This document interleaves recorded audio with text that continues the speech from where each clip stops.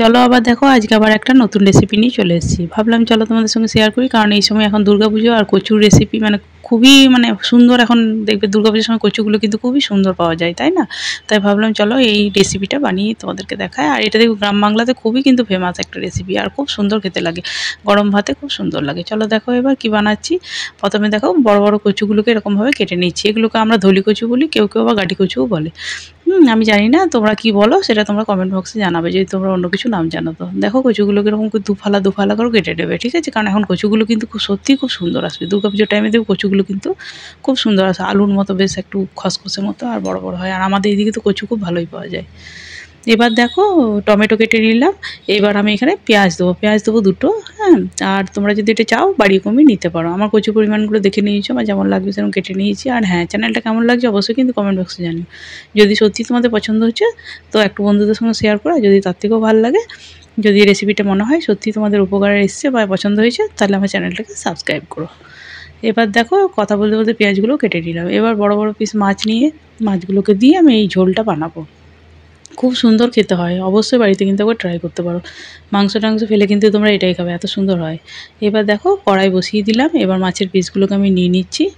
এবার আমি কড়াইয়ে কিন্তু সর্ষের তেল দিয়ে দিচ্ছি। তেলটা একটু বেশি দেবো, কারণ মাছ ভাজতে একটু তেলটা কিন্তু বেশি লাগবে। এবার দেখো মাছের মধ্যে হলুদ আর নুন দিয়ে দিচ্ছি। এবার ভালো করে মাখিয়ে নেবো। আর তেলটা দেখো এরকমভাবে যদি ঘুরিয়ে নাও, তাহলে যারা মানে কড়াই অনেক সময় কী হয় লেগে যায় বা ভেঙে যায় মাছগুলো, সেটা কিন্তু সম্ভাবনা থাকবে না। তবে তেলটা ধোঁয়া ওড়ার মানে যখন ধোঁয়া উঠে যাবে তখন কিন্তু দেবে। যারা জানো তারা ঠিক আছে, যারা জানো না তাদের জন্য এটা বললাম। এবার দেখো মাছগুলোকে এরকম করে দিয়ে হালকা হাতে বেশ ভালো করে বেশ ভেজে নেবো।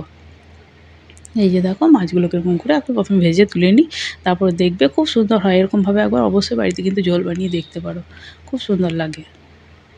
এই যে দেখো এরকম করে ওলট পালট করে মাছগুলোকে সব ভেজে নিচ্ছি। প্রথমে আগে মাছটাকে ভেজে নিই, তারপর বাকি সব কিছু করছি। চলো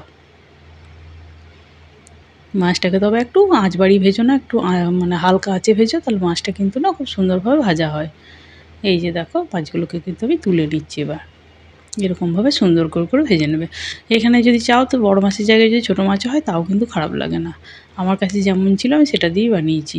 তো আমরা বড় মাছে বেশি মানে বাচ্চাগুলো একটু পছন্দ করে না, তাই আমি ওগুলোই দিয়েছি। ওই তেলের মধ্যে দেখো হিং দিলাম, শুকনো লঙ্কা দিলাম, আর এই যে দেখিয়ে দিয়েছি একবার দিলাম আগেও, আবার একবার মানে তোমাদের দেখানোর জন্য আরেকবার দেখিয়ে দিলাম, ওটা কালো জিরে দিয়েছি, আর কাঁচা লঙ্কা দিয়েছি, টমেটো দিয়েছি। এবার ভালো করে দেখো আমি ভেজে নিচ্ছি। হ্যাঁ, কেন হিং দিয়েছি তাহলে কি বলো তো, ওই আঁচটা নিয়ে যে গন্ধটা আছে, অনেকে মাছের তেলটা সরিয়ে রাখো, তাতে কী হয় অনেক সময় নষ্ট হয় বা অনেক সময় অনেক দিন স্টোর হয়ে গেলে সেটা স্বাস্থ্যের জন্য ভালো নয়।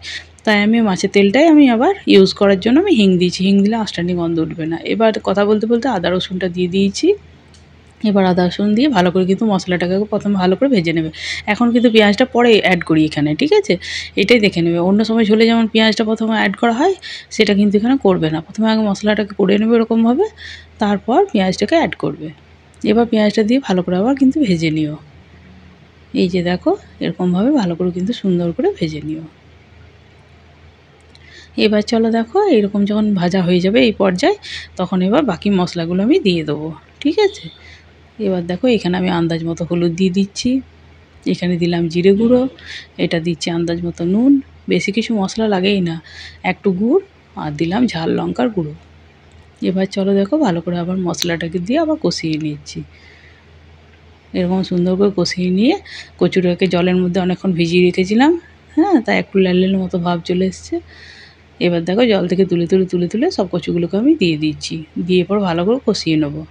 কষিয়ে নিয়ে তারপর ফুটতে দেবো। দেখবে খুব সুন্দর, খুব তাড়াতাড়ি সেদ্ধও হয়ে যায় এই কচুগুলো। এখন মানে বলছি তো এই দুর্গাপুজোর সময় কচুগুলো দারুণ সুন্দর আসে। কালী পুজো পর্যন্ত বা অঘ্রাণ মাস পর্যন্ত পাওয়া যাবে কিন্তু এত সুন্দর কচুগুলো। হ্যাঁ, অবশ্যই বাড়িতে ততক্ষণ পর্যন্ত মানে ততদিন পর্যন্ত ট্রাই করতে পারো কিন্তু। হ্যাঁ, খুব ভাল লাগে। এই যে দেখো এরকম করে কষিয়ে নিচ্ছি। একটু ঢাকা চাপা দিয়ে বেশিক্ষণ কষানোর তবে দরকার নেই, কচু তো বেশিক্ষণ কষানোর প্রয়োজন হবে না। ১-২ বার কষিয়ে নিলেই হবে। এই যে দেখো এবার আমি কষিয়ে নিয়ে এবার আমি জল দিয়ে দেবো, কারণ একটু সেদ্ধ হতে হবে এবার কচুটাকে। এবার যে দেখে নাও যে তোমাদের কতক্ষণ কচুটা সেদ্ধ হতে টাইম লাগছে, সেই অনুযায়ী দেখে নিও। যদি তোমাদের মনে হয় সেদ্ধ হয়নি তখন আরেকবার জল দিয়ে দিও। কিন্তু আমার একবারেই হয়ে গিয়েছে, কচুটা খুব ভালো।